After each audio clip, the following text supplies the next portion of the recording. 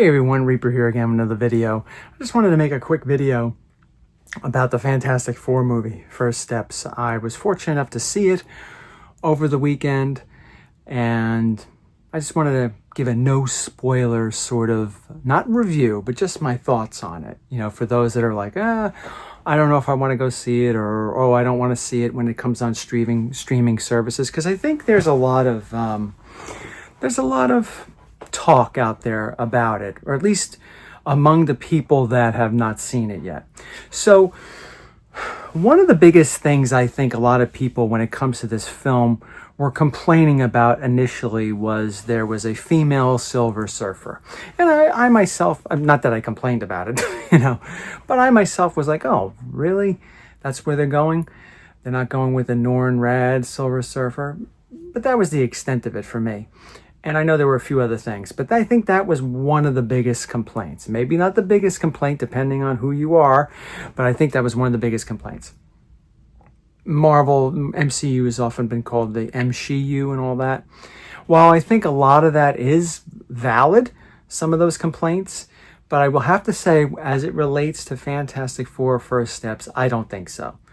I think that, now I don't know if there were cuts to the film, all that sort of stuff, but I found that I guess it's Shalabal Silver Surfer in the film, I thought she was really good. She came off very believable, and she didn't seem forced on you. You know what I mean? I think some of the main complaints about some of the female characters that are introduced in the MCU, it seems like, and this is what I've heard, and maybe you've heard this too in some form or another, that the female characters like the She-Hulk and Ironheart and others, they're kind of forced on you. The writers or when the actresses speak, it's like they're telling you how great they are instead of actually showing you, or at least initially showing you how great they are. I mean, I understand that. I got that vibe a lot with She-Hulk. There's a lot of preachy dialogue in it. When it comes to this movie, Fantastic Four, I don't see that at all. I think the character came off really believable. You saw her powers and all the other things about that character. You saw the audience was allowed to digest it without a speech telling you how great she was, if that makes any sense. You saw her powers, you saw her emotions, her conflicts with what she was doing through her actions, through her facial expressions, rather than just giving you this, lecture about something that we have not seen, or at least have not seen in the beginning of the film. So I thought that all the criticisms and the worries about the female Silver Surfer, were unfair.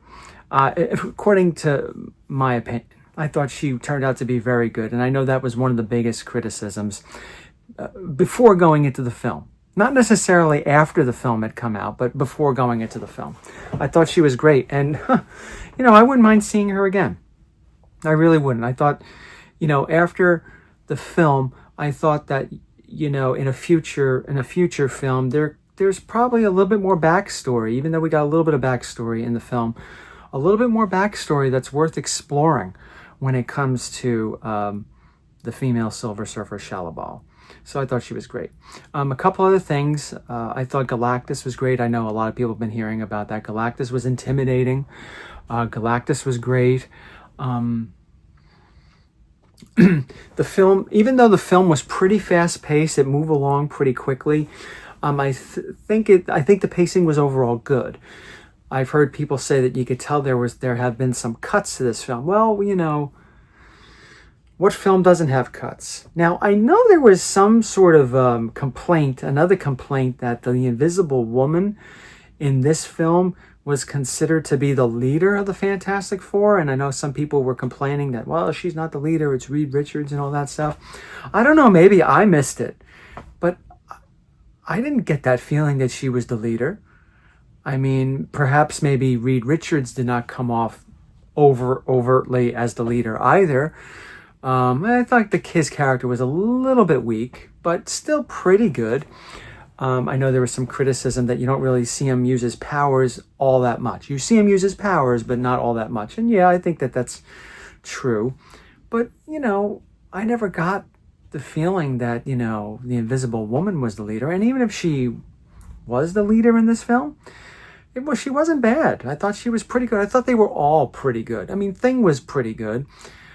Yeah, at times a little, not so good at times, but I thought he was somewhat decent.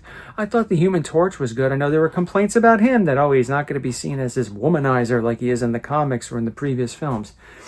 It seems now that I'm talking about, there was a complaint about everything before going into this film. I thought that the Human Torch was pretty good, especially his interactions with the Silver Surfer.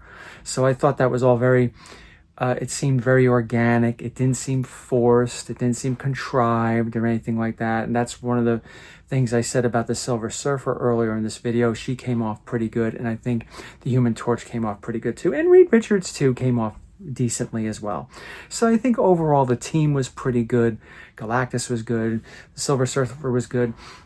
I like the way they brought in the Mole Man and all that. I thought that was fine, you know. So overall, I thought that the film held up. It was a good Fantastic Four film.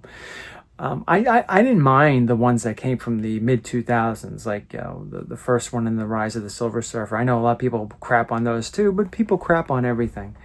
But I enjoyed them. I didn't like the 2015 one that much. I thought that was kind of one of my complaints, and I don't want to talk too much about it because I don't want to make this video too long. I want to wrap it up. One of the complaints I had about the 2015 film was that Doctor Doom, they're always trying to link Doctor Doom's origin with the Fantastic Four. They did it in the mid-2000 films. They did it in the 2015 film.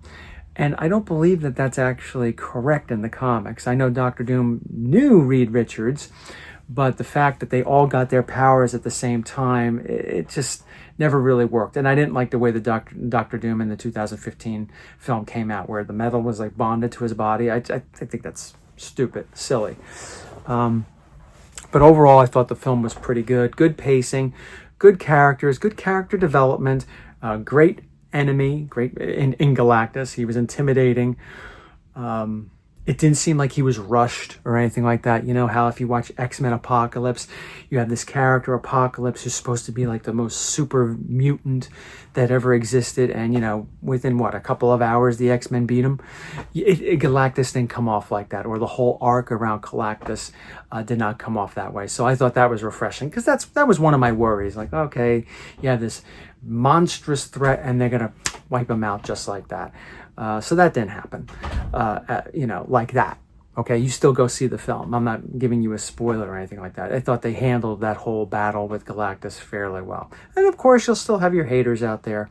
But overall, I think you'll like it. So if you're still wondering in this limited amount of time after the film came out if you should go see it, or if it's something that worth streaming or renting or whatever it is that you're going to do when the title becomes available for those services, I would say, yeah, I think you'll enjoy it. Now, I didn't see Superman yet, but I saw Fantastic Four.